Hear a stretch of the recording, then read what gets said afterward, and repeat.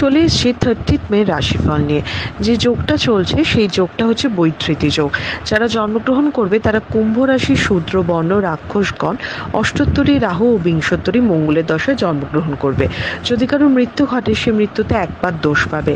যে সময়টা কাজকর্মের জন্য ভালো সেই সময়টা হচ্ছে সকাল একদম ভোর 5টা 48 থেকে 9টা 24-এর মধ্যে, আবার দুপুর 3টে 41 থেকে 6টা 14-র মধ্যে, সন্ধ্যে 7টা 5 থেকে 9টা 11-র মধ্যে। আপনি যদি মেষ রাশি, মেষ লগ্নের মানুষ হন, আপনার টাকা পয়সা বা আয় বৃদ্ধি হতে পারে। স্থান পরিবর্তন বা ভ্রমণযোগ্য দেখাচ্ছে।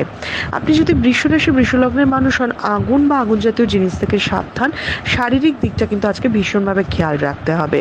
আপনি যদি মিথুন রাশির মানুষ হন, পাওনা টাকা আদায় হতে পারে, আবার খরচার জায়গাও খুলে যেতে পারে। একদিকে যেমন আর্থিক লাভ বা স্টেবিলিটি দেখাচ্ছে, অন্যদিকে কিন্তু ব্যয়ও দেখাচ্ছে। আপনি যদি কর্কট রাশির মানুষ হন, প্রলোভনে ক্ষতি, কষ্ট করে যেটাই করুন সেটাই লাভের হবে। শর্টকাটে যেটা হতে চলেছে সেটা ভালো হবে না। আপনি যদি সিংহ রাশির মানুষ হন, যে কোনো ইনভেস্টমেন্টে আজকে একটু বাধা পাবেন, অকারণ ঝগড়া ঝামেলায় জড়িয়ে পড়বেন। যে কোনো কাজে একটু ঝামেলা দিয়ে হবে, তাই একটু সাবধানে ডিল করুন। আপনি যদি কন্যা রাশির মানুষ হন, আজকে যে কোনো কাজে সুফল পাবেন। মায়ের সাথে একটু মতের অমিল হতে পারে বা মায়ের একটু শরীর স্বাস্থ্য খারাপ হতে পারে। আপনি যদি তুলা রাশির মানুষ হন, চোখে ব্যথা হতে পারে, অহেতুক রাগ হতে পারে, খিটখিট করতে পারে, মাথা চোখ একটু যন্ত্রণা হতে পারে।